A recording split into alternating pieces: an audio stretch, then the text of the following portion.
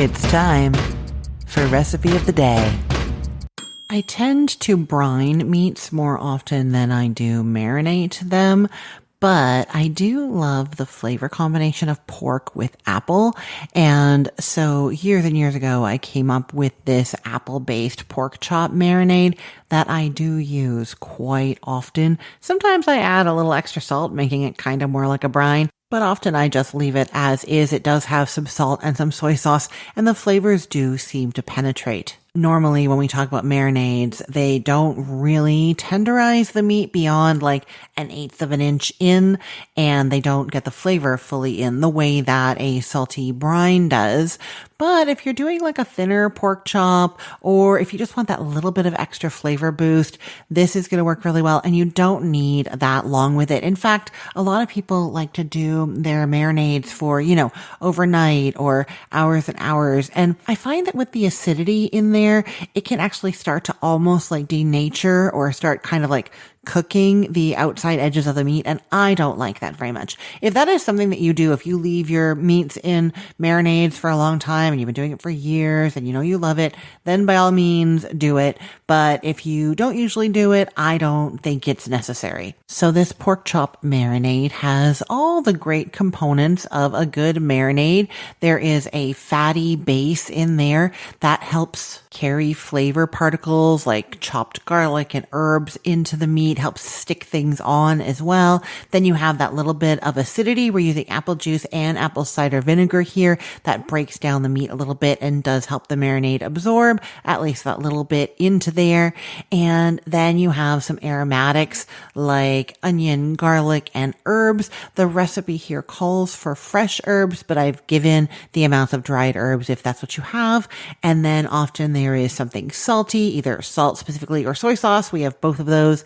And then sometimes there is something sweet like sugar, or here we have also that apple juice. Now, this recipe is great for 4 bone-in or boneless chops that are 3/4 to 1 inch thick, and it'll make like a little over a cup. So that's how much you need to coat that many pork chops. So I usually mix this up in a measuring cup, like a glass one that's about 2 or 4 cups in size. And that's just because I can then save dirtying some of the measuring ingredients, right? So it starts with 1/3 of a cup of olive oil. So I just pour that right into the measuring cup, and then 1/4 cup of apple juice and 1/4 cup of apple cider vinegar, which I will just kind of eyeball into there.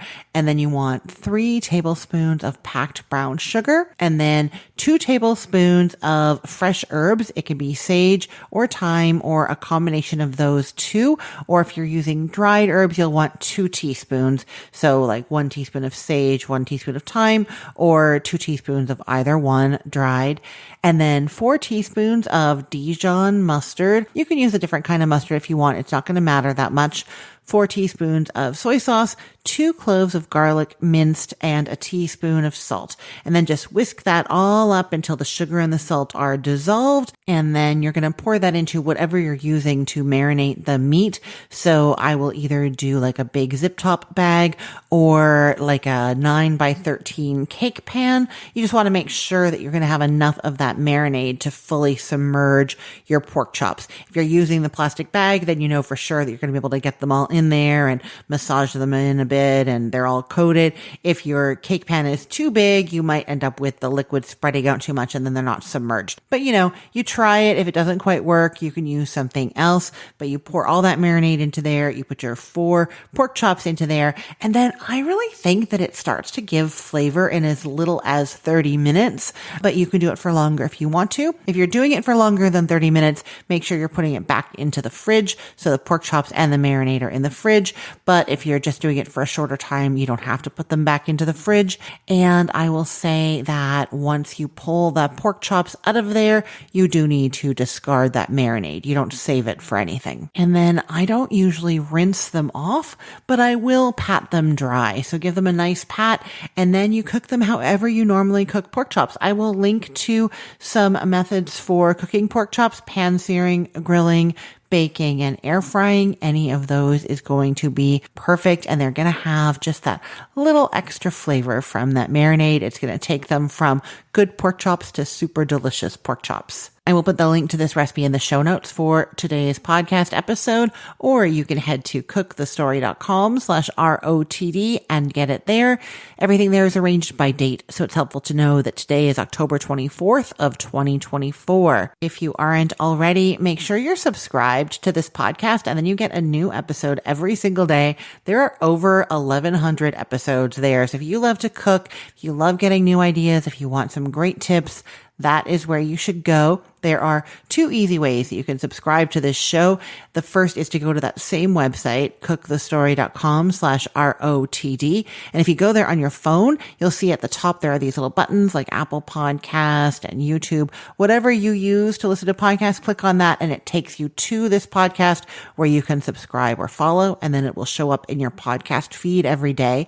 Or just get on your phone and go to whatever app you like to listen to podcasts on normally and search for Recipe of the Day, and you will find me there. While there, leave a rating, 5-star rating. Let people know that you listen to this show and you love it. That will help other people find it also. Thank you so much for listening. I'm Christine Pittman from cookthestory.com, thecookful.com, the all-new chicken cookbook, and from this podcast, Recipe of the Day. I hope you have a great day. Let's get cooking.